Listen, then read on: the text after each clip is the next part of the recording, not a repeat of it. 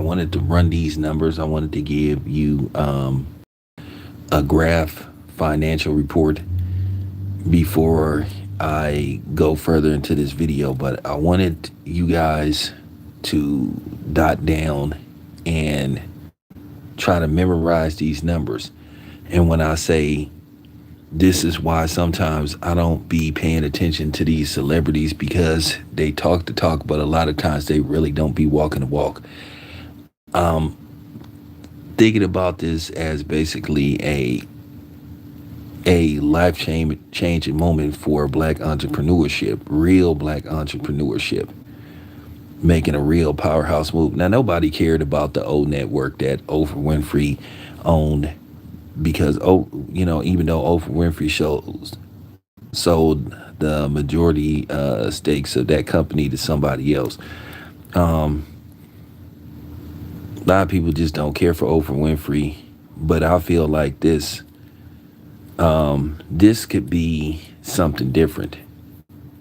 But I want you to listen to these numbers that I'm about to run down with you guys. Um, Rihanna, these are these people's networks. These are these people's net worth, how much they're worth. Could be more, could be less. Because, in the grand scheme of things, you really don't know. A lot of times they have more than what was being reported. But anyway, let me run down some of these numbers. Rihanna is worth an estimated $1.4 billion with a B.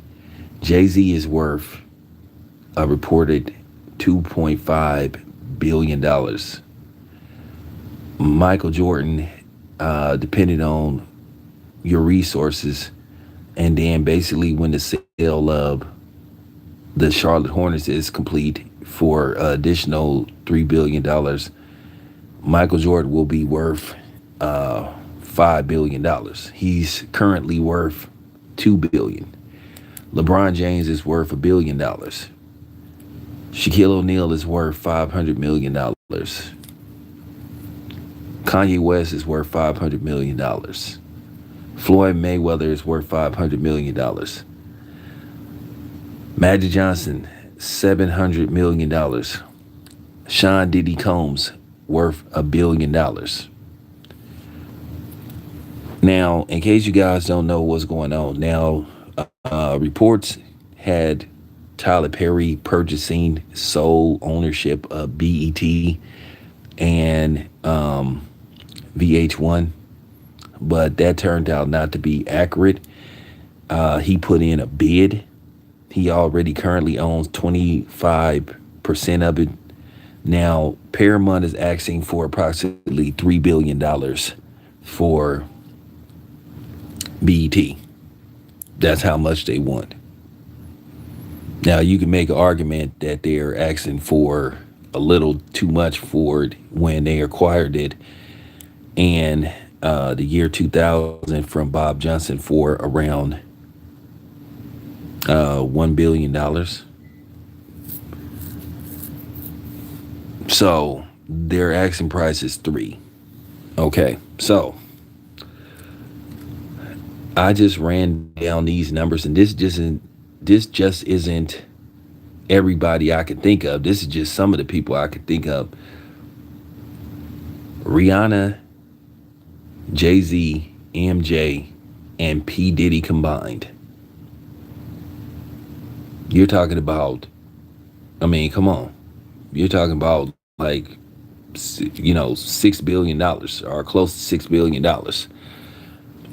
And I just added those other guys in, those other people in. You mean to tell me these people can't find a way to put their resources together and become a ownership group and purchase BTS, one ownership group? Listen, I'm not pocket watching, but at the same time, I'm presenting facts. You hear this,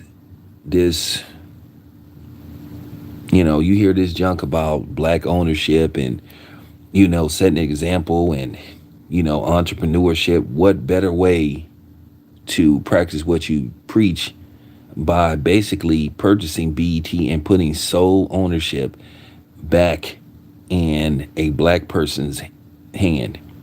I have to say a black person. I don't want to say a black man's hand because I included Rihanna. It's if you want to be a real example and set a real example for the future, make a move like this and keep it black owned. And that's just real talk. But at the same time, it should be able to work, but can it work? Because a lot of times, whether we like it or not, egos play a pivotal role and things going array and things going south, things going sour when we try to do business deals together because people don't want to compromise. At the end of the day, when you make a move like this, you have to understand if you have a business partner, you just can't solely make all the decisions. You have to make decisions together and you have to collaborate. It's always give and take. People want to sit up there and make raps about boss moves and all this kind of stuff. Listen, I understand, okay, fine. Jay-Z doing some stuff like trying to help prisoners and all that kind of stuff, make sure they get fair treatment. But at the same time, black people got to stop putting themselves in a position to end up in prison. Now, of course, there's dudes that's been unfairly, jailed or got excessive time. Yeah, and I understand that. But I feel like, what about the people that's on the outside that can actually make things happen? And then keep in mind, you own an entity like BET, and BET is a powerhouse, and it could turn into a powerhouse. I'm saying BET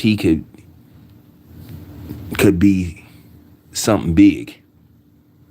Will it be ABC or NBC or something like that? No, but it could be a good standalone black-owned network.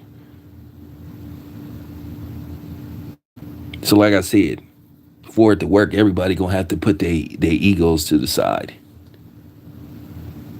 Because at the end of the day, I gotta keep it a buck. I don't know if I just gotta say this, and this is just real talk. And it was funny. I had this conversation with another content creator, and me and him both agreed. I just don't like the idea of Tyler Perry being the sole owner of BET, just for obvious reasons. I don't like how sometimes Tyler Perry presents himself. I don't like his stance on certain things. I just feel like I would be more comfortable with somebody like Byron Allen owning the company. I think he would bring a much needed presence to it that it would need to support. And at the end of the day, it also can support, alpha male presence. And I just think Tyler Perry is just way too beta. And I know some people gonna say, well, Byron Allen, he married to a white woman, and if something happens to him, the ownership could possibly end up right back in the hands of white people. Well, not necessarily. Not necessarily.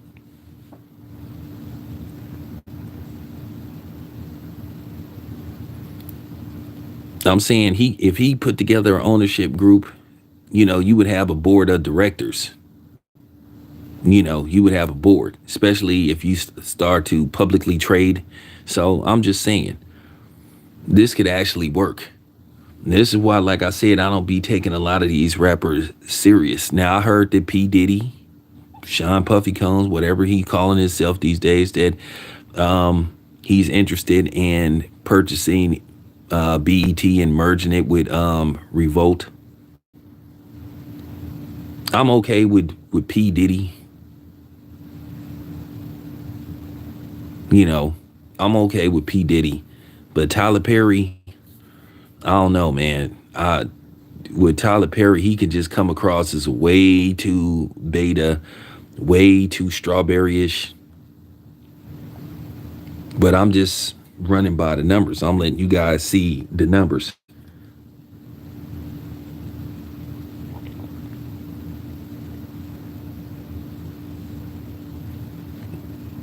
Why not?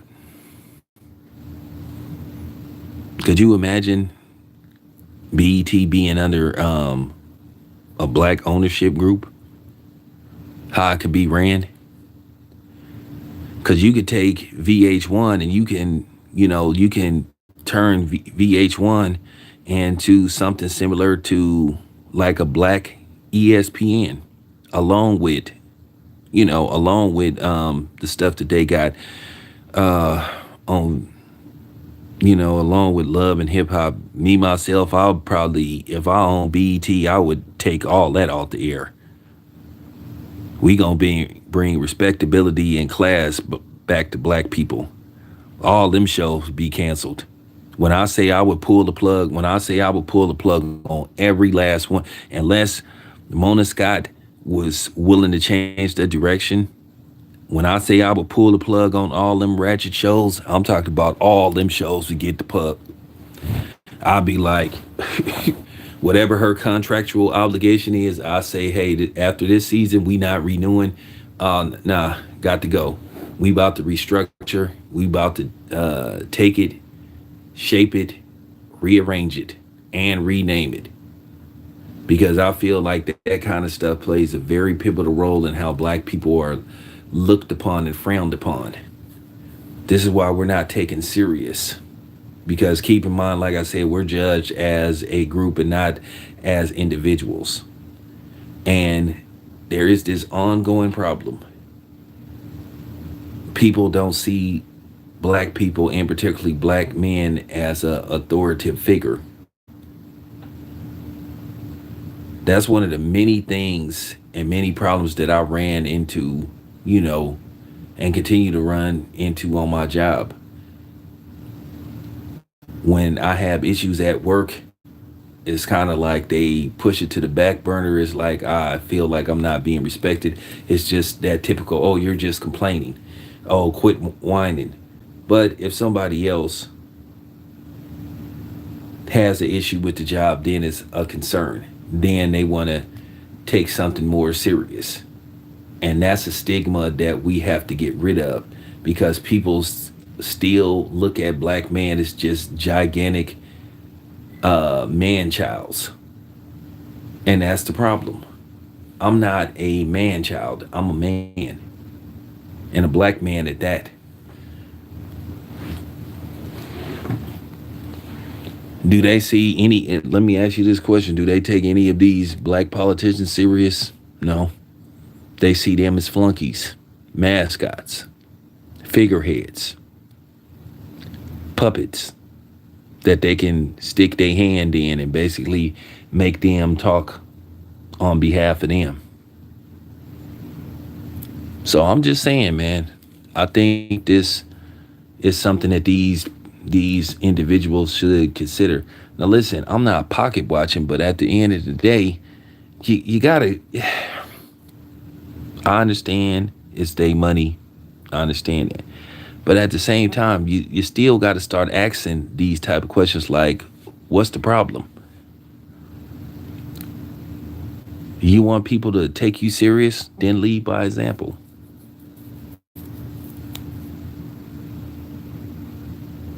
I'm just keeping it a buck. But anyway, let me know what you think. This your boy Town. I'm out.